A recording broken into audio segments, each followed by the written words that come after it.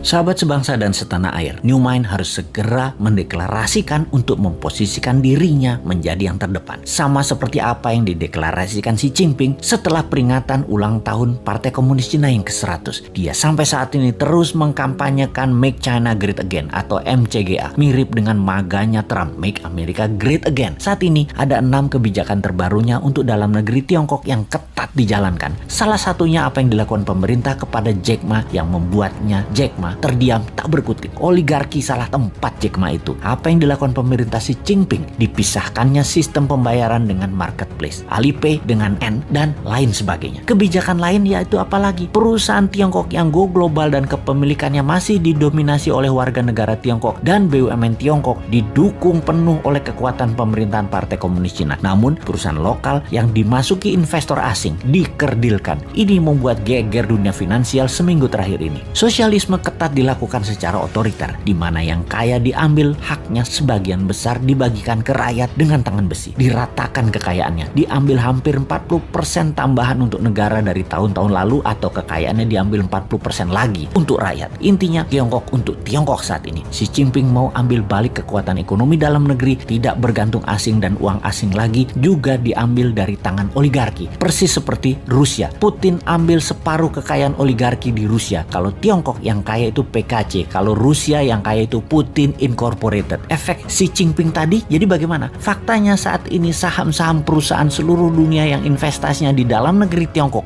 merah semua warnanya dalam seminggu ini. Dunia keuangan seluruh dunia panik. Aksi Xi Jinping ini cukup mengagetkan dunia, karena kalau Tiongkok mau, ternyata Wall Street jangan-jangan bisa kolaps. Hal ini udah ada di benak banyak pengamat. Mereka pengagum Amerika saja yang taat buta tidak melihat bahwa Tiongkok sekarang sudah banyak keunggulannya terhadap Amerika, termasuk sektor keuangan. Karena apa? Karena negaranya otoritarian yang dapat pemimpin yang bagus. Kita sebentar belok diskusinya tentang otoritarian dan demokrasi. Kalau kita dagang ada yang namanya upside dan downside. Dalam bernegara juga ada yang namanya upside dan downside. Di negara otoritarian, kalau dapat pemimpin yang jahat, egois, bengis, maka downside-nya banyak banget kepada bangsa dan negaranya. Kalau dapat pemimpin yang bagus, pro rakyat seperti Xi Jinping, Erdogan, Putin, Lee Kuan Yew, maka upside-nya untuk bangsa dan negaranya banyak. Di negara demokrasi, kalau dapat pemimpin jelek, downside-nya jelek walau tidak sejelek pemimpin otoritarian buruk. Kalau dapat pemimpin bagus di demokrasi, upside-nya tidak terlalu banyak juga. Nggak heran banyak negara walaupun demokrasi namun gaya pemimpinannya pengen otoritarian, berkuasa penuh. Seperti di negara tetangga, kalau aja para pemimpinnya bagus, sudah jadi negara superpower tuh dalam 20 tahun. Tapi faktanya memble, walaupun sudah otoritarian. Jadi apa dong jenis penguasanya? Ya udah tahu sendiri kan ya. Kembali ke Make China Great Again yang mengutamakan kepentingan dalam negeri dan mengutamakan keuntungan Tiongkok di luar negeri menjadi mesin perang baru, persis seperti maganya Trump. Ayo New Mind segera mendeklarasikan MIGA, Make Indonesia